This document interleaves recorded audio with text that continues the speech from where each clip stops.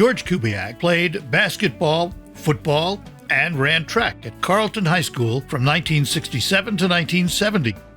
He was on the track team where he qualified for the state meet in the mile run and earned all-state honors as a senior.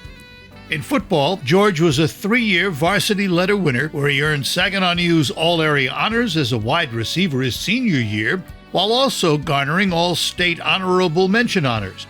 However, it was on the basketball court where he truly made a name for himself. George scored over 1,000 points in just 2 seasons on the varsity for the Cavaliers, and was named to league and all-area honors both his junior and senior seasons. Additionally, the 6'3" forward captured all-state laurels both seasons from the Associated Press and the United Press International, as well as the Detroit Free Press his senior year. That season, 1969 and 70, he averaged 25.5 points and 10 rebounds and helped lead Carleton to a sparkling 25-1 record. The Cavs' only loss came in the Class B state championship game where they were upended by River Rouge and legendary coach Lofton Green.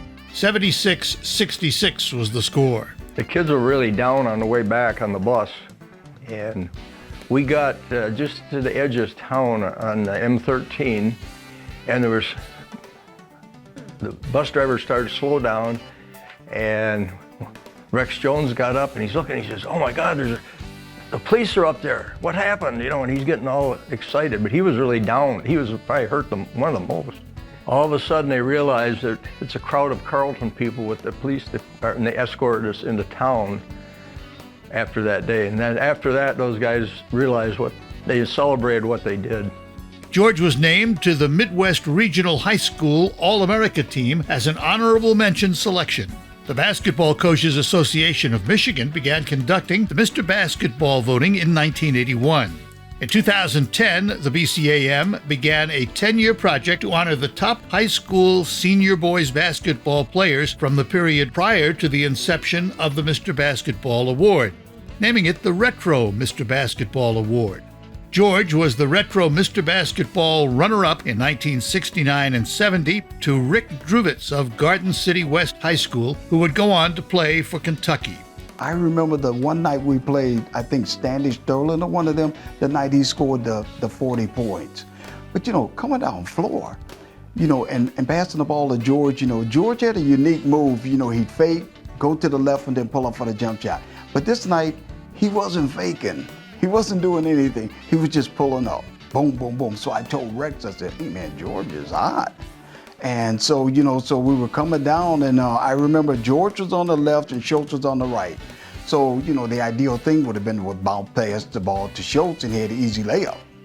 But I threw the ball to George, and he took like 2 dribbles out to the corner and pulled up from like 35. But, he hit the shot. But then later, by the 4th quarter, it was really funny because that team, they had all 5 people were guarding George, because at that time the game was over. They just didn't want him to score any more points.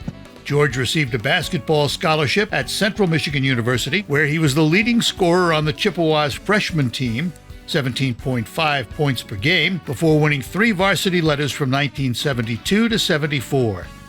During his senior year, he averaged 5.3 points, 3.0 rebounds, and 1.0 assists per game.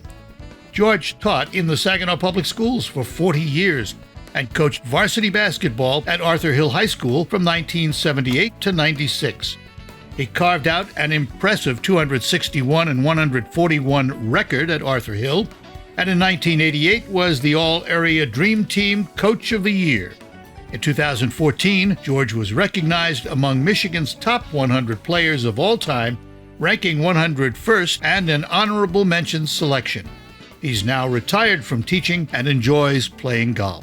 He was a hard-working coach, too. I know that. Put a lot of time in, spent a lot of time with the kids, not just on the court either, but teaching them the parts of life that you need to learn.